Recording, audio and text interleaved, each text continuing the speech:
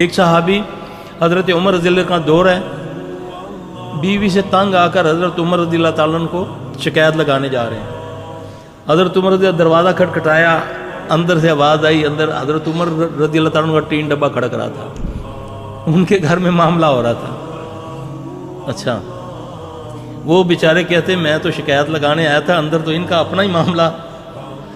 حضرت عمر رضی اللہ تعالیٰ سن کے جب باہر آئے تو وہ جا رہے تھے، ان کو بلایا، ادھر آؤ بات سنو، کدھر جا رہے ہو؟ عرض کی یار امیر المومنین میں تو آیا تھا اپنا مسئلہ لے کر، تو اندر آپ کا ادھر ہٹی لگی تو میں جا رہا۔ آپ نے فرمایا ادھر آؤ میں بتاؤں تمہیں کتنے جلالی تھے، پتہ کتنے جلالی تھے حضرت عمر رضی اللہ۔ اللہ کے نبی نے فرمایا صلی اللہ علیہ وسلم نے کہ عمر تجھے دیکھ کر شیطان یعنی جن راستہ چھوڑ دیتے ہیں۔ ٹھیک ہے، تو کیا فرمایا؟ دیکھو یہ میری بیوی ہے، یہ میری دھوبن ہے، میرے بچوں کی بھی دھوبن ہے، یہ میری باورچن ہے، مجھے کھانا بھی پکا کر دیتی ہے۔ تو یار کوئی دو ایک آدھ بات انہیں سخت کہہ دی تو کیا ہو گیا؟ اس سے گھر بستے ہیں۔